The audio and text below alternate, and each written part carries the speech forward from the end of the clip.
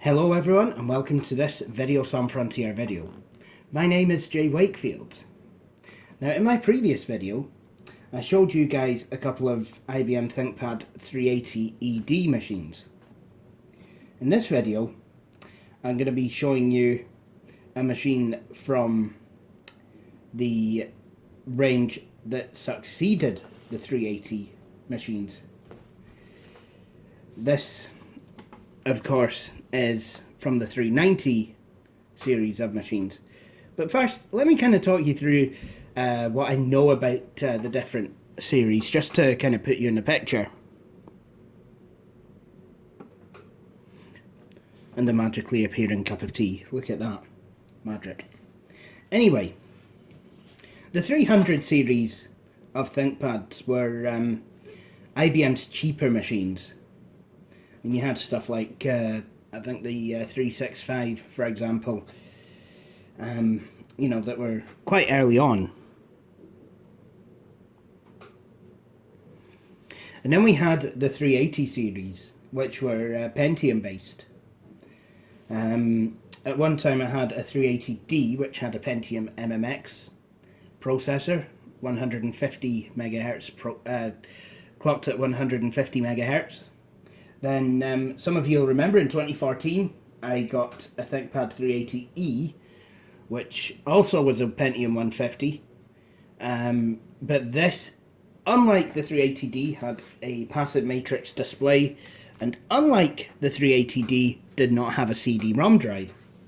Then of course in my previous video I showed you the ThinkPad 380EDs, which have a passive matrix display and a CD-ROM drive, but have a Pentium MMX 166 megahertz processor.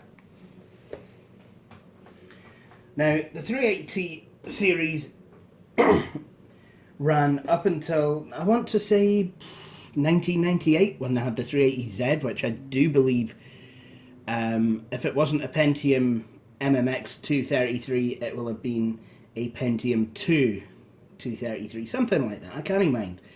But certainly it was the last hurrah for the 380 series before the 390s came out in the summer of '98. You know, which you could get them with 233, 266, or 300 megahertz Pentium 3s. Then the 390Es superseded those. I'm guessing probably about 1999. That included the, you know, that had that would let you go for a 366, 400, or 433, I do believe, megahertz Pentium II. Then there's this, the 390X. I'm guessing this was the last hurrah for the 390 series of machines.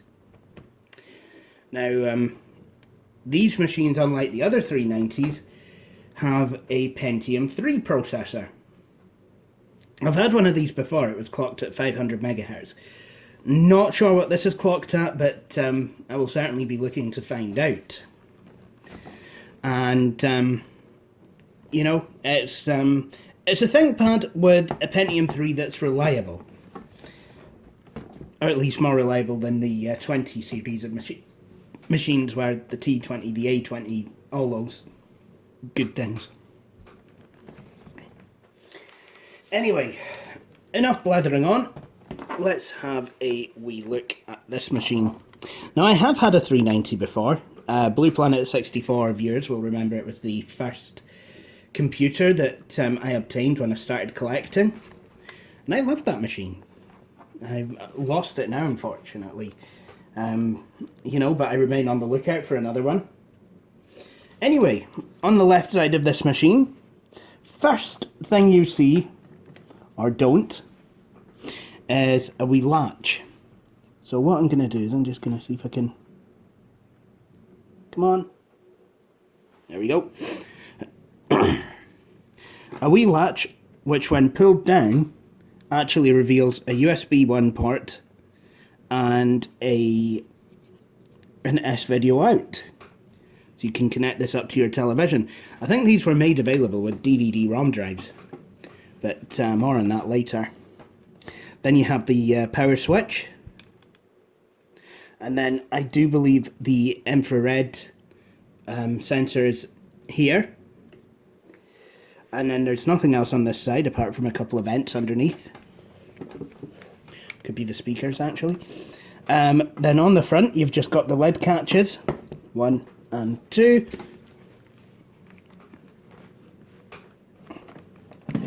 Then on the right side we have CD-ROM and Floppy Drive. I think it's a CD-ROM. Again, I need to check that out. What looks to be a vent.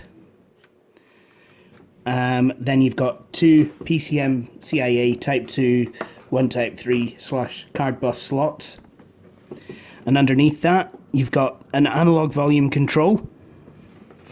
And then if I can actually see, you'll have... not sure which part is which at the moment, because I can't actually see it. But you've got headphone out, line in, and microphone. And then this particular machine has been spec'd with a 56k modem, which I thought was an Ethernet port. I'm wondering if it could be both, because this does seem a wee bit wide for just a telephone port. So, you know, I'm wondering if it can be spec'd with either one or the other.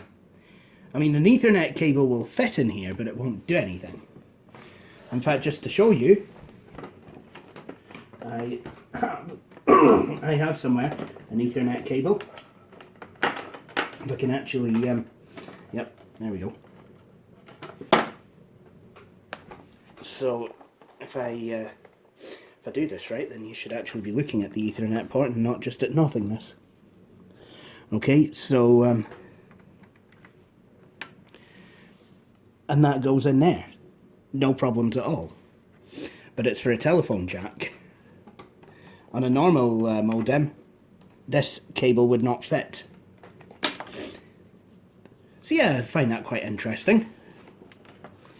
Then on the rear of the machine, we have a PS2 mouse and keyboard port, IEEE 1284 parallel printer port. Then you have, now this flap actually covers the hard drive bay. Hard drive is in a wee caddy inside there, which basically means that this machine makes it a lot easier to replace or upgrade the hard drive than the 380s ever did. Then you have a Kensington lock slot, serial port. One of the screws is missing, and then a VGA port. Guess what? It has screws. The VGA port's got screws, guys. Well, it does on the 380, but yeah, it does on this as well. So, yay, VGA port with screws. Elmo 3, you'll know what I'm talking about. And then finally you have your DC in. Nice. So what we're going to do in this video is we're actually going to set this machine up. Ho hum. Jay's doing a video where he installs Windows 98, drinks tea and tells us why we should have voted yes. Only difference is it's not a Compaq Armada video, so I want my money back. Okay, so what I'm going to do, I'm just going to plug in a moose. I'll plug the network cable back into the PCM-CIA slot. And last but not least, we'll give this machine some power!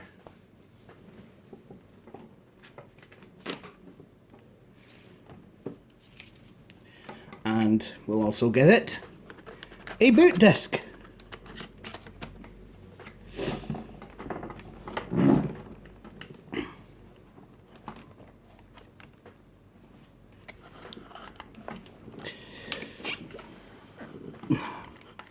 So here's the inside of the machine. As you can see, you've got the track point, and this one has the middle button, which will do your scrolly. And the keyboard is quite nice to type on. Obviously, you know, there's going to be issues, you know, vis-a-vis comfort, you know, with the machine being so thick. Don't think it's as thick as a 380, but certainly not far off. So what I'm going to do now is I'm going to plug this in and get started. This machine did come to me with a Windows 98 First Edition installation, but I have since removed that, you know, in the interests of data protection. I don't need someone else's data. I'm just thankful I've got a hard disk and a caddy.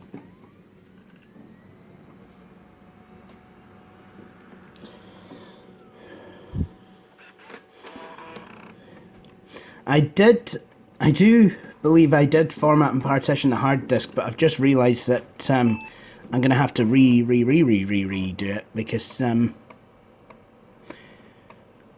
I will need to create the Hibernate partition, which is actually required on this machine.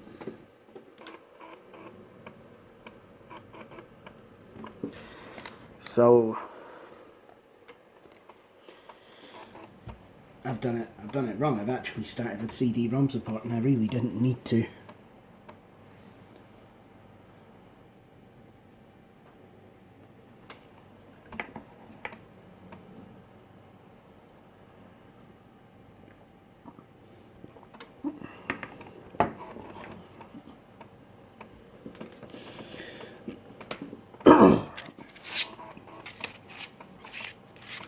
Gonna have to remind myself which disk the partitioning tool is on.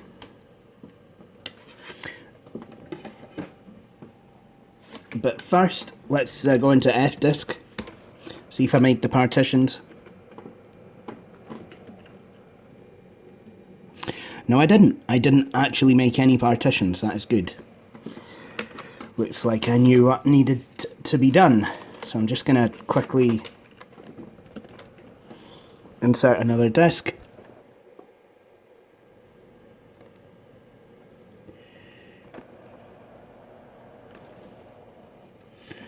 Right, that's not the one.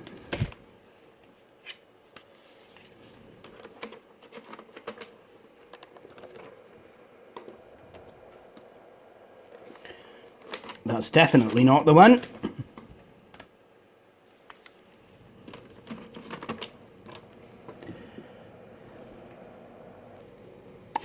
That is the one. So, in order to create the Hibernate partition, I just go to phdisk.exe and I want to create the partition. This machine has got 128 megs of memory. So it wants to create about a partition of about that size, which is fine. So I will accept the default, and away it goes, formatting the partition.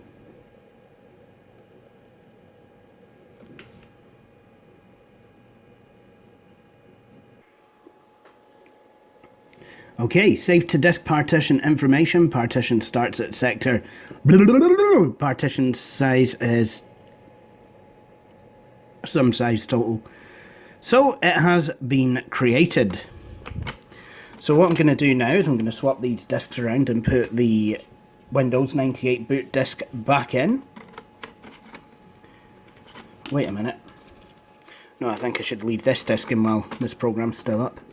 So I'm going to press 3 to reboot. Press any key to reboot the system. And now it's time for the Windows 98 boot disk.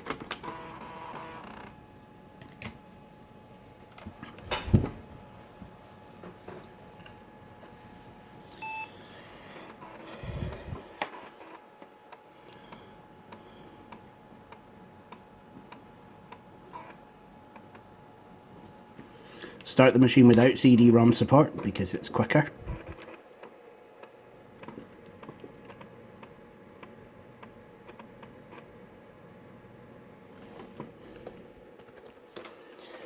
And once again, we want to go into disk.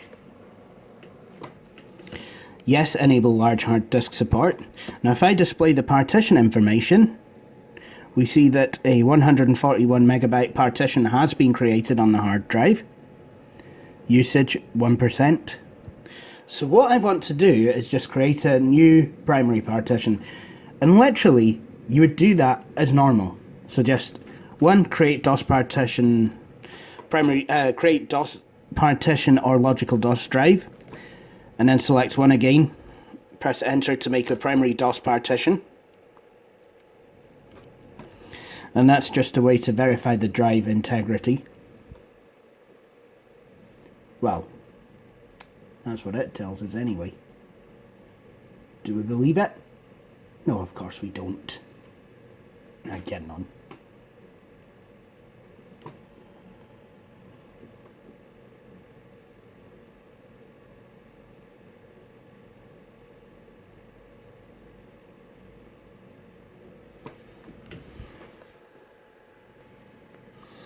Then, when it asks, do you wish to use the maximum available size for primary DOS partition and make the partition active?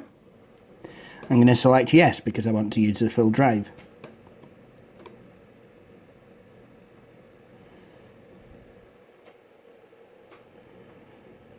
And then away it goes once again, verifying disk integrity. You must restart your system for changes to take effect. Any drives you have created or changed must be formatted after you restart. Shut down Windows before restarting. Press Escape to exit F-Disk. Okay, Miss Piggy, I'm going to restart the computer now. The hell you are, Kermit! Hey, yep! I'm kidding on. I know one person who'll appreciate that.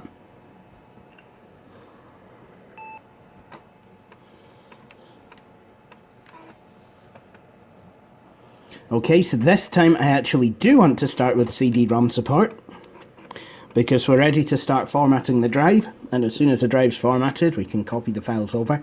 So I'll tell you what I will do. I will actually format the drive now and copy the files off of camera, and I'll come back to you when we're ready to start Windows 98 setup. So now we are in Windows 98 setup,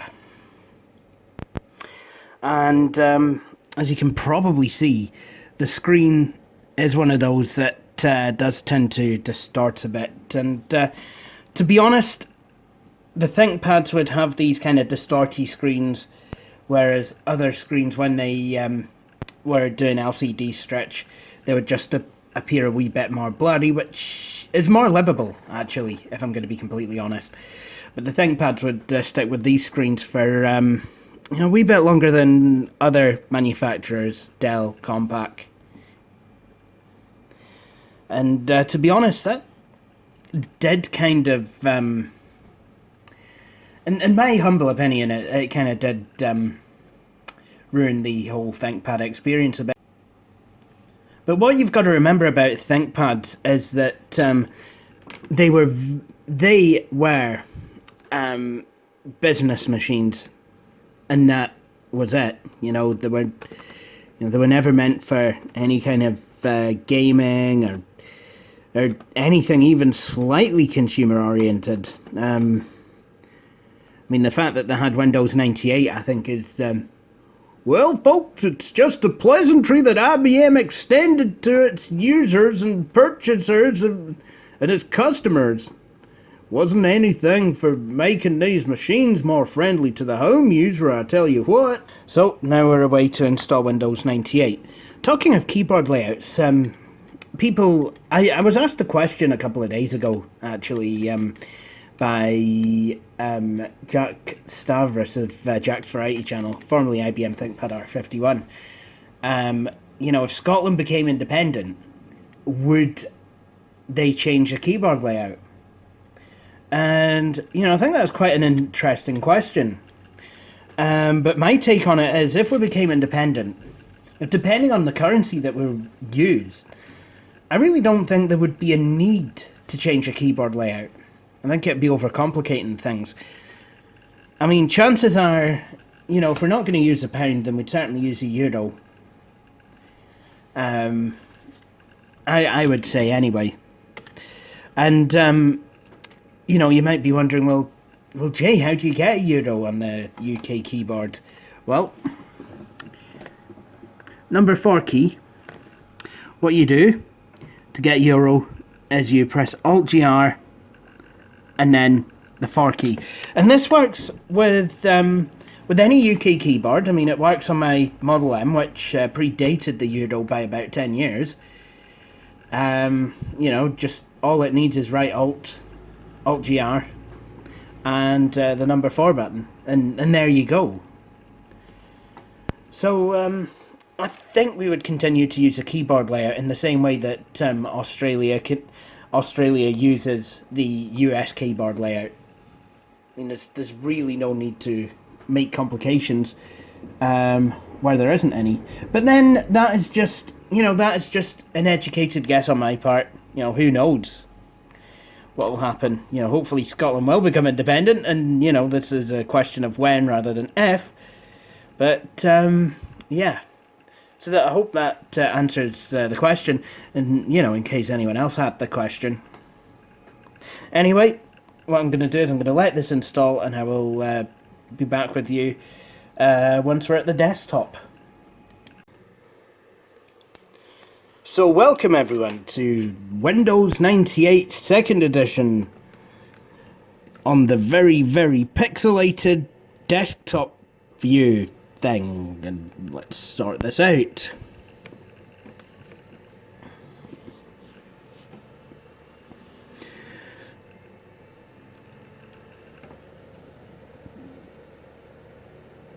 So I have actually,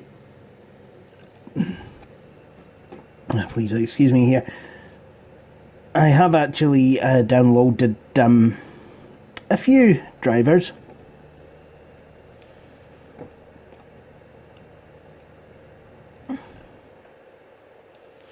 Supplemental files for Windows 98. Ooh. I'm thinking I probably should make a diskette with those.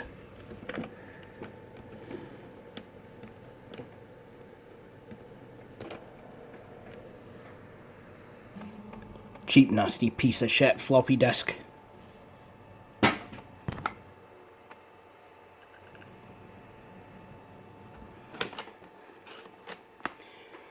Cheap, nasty piece of shit floppy disk. Good news!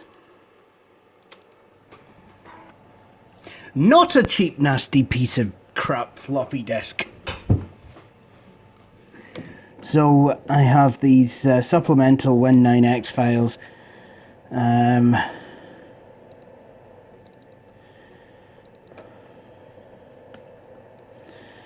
Probably a good thing. Probably a good thing that I did press this floppy disk. Image it rather. See, I'm kind of going to need that.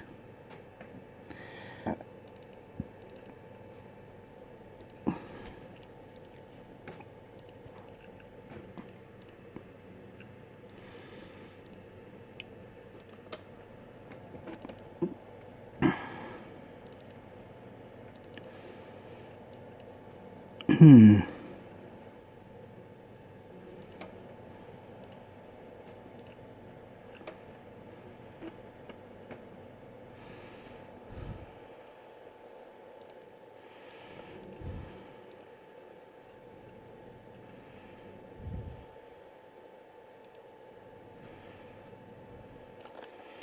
331.99. I mean, these are, turns out, actually, these are actually distributed by Microsoft, so I'm wondering if, yeah, you see now, these drivers are older. If this was Windows 98 First Edition, then yes, it probably would have been more ideal. But, yeah, I'll probably keep that floppy disk. I'll probably you know, in case down the line I wanted to install Windows 95. But at least now I know what's on it. Anyway, let's see if we can get some other things installed. So, Portable Bay 2000. I think I'm going to install that. So I think what I will do actually in retrospect is just install the rest of the drivers, you know, off camera. Okay guys, I don't know how long I'm going to be able to stay on for because, you know, the battery in my phone is running down. It does that a lot these days. But here is the ThinkPad completely finished. As you can see, it's on full resolution, full colour. I've actually taken the liberty of installing Office 2000 Premium on it. So here's Microsoft Word. And here comes Jack's friend, the paperclip. Somewhere. Oh! On his bike. I love that. So, anyway, even though this machine does not have a 3D graphics card, it's still quite capable of playing certain games, those that actually don't require 3D acceleration, which is actually quite a lot of them from the mid-90s to kind of later 90s. So, I mean, obviously, some of them will look terrible, but, you know, hey, they'll play. Now, I've chosen this game because while it looks 3D, it's actually just your car rendered on top of full motion video. So, you know, this is still quite a fun game to play, even though it's very, very simple.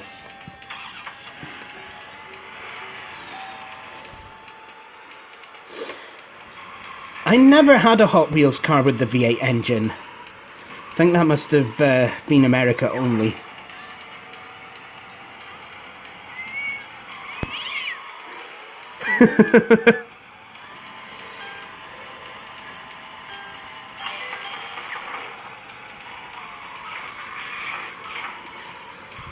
So, I mean, what do I think of this older ThinkPad? Well, you know, I do really quite like it.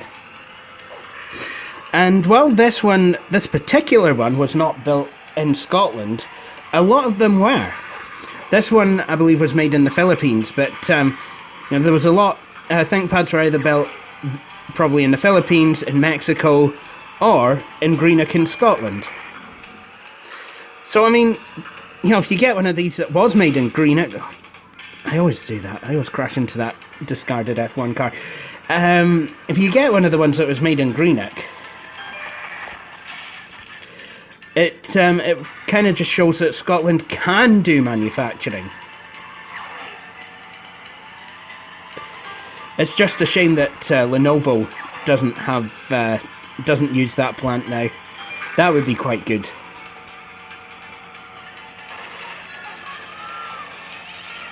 So it wasn't just a Nintendo Wiimote that was smashing TVs.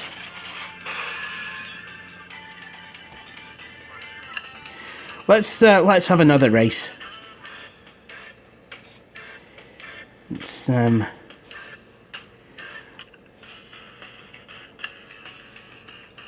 apparently I'm changing the music.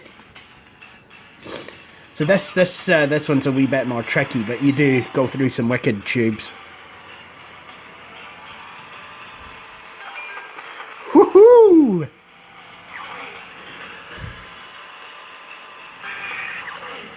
Whew, that was a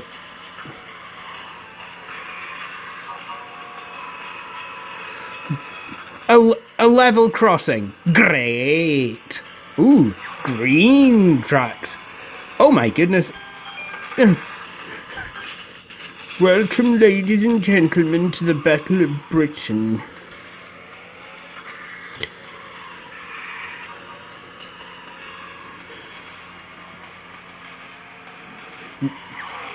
Time for some wicked awesome tubes, dude.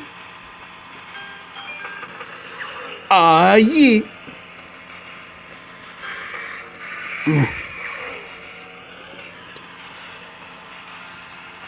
I love that.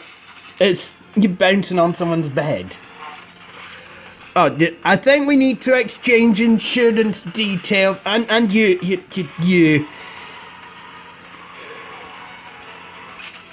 Oh, James. I don't know where to go now. There we go. Oh, I think we need to exchange insurance details. I have none. Yeah, I didn't really do too well on that.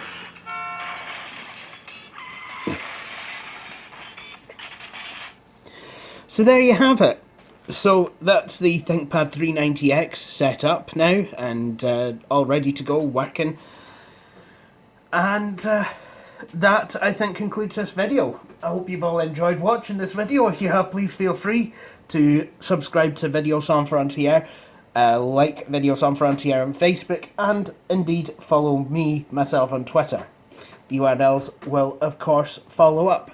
Oh, and just as a wee heads up, VSF Christmas starts on the 1st of December, or thereabouts.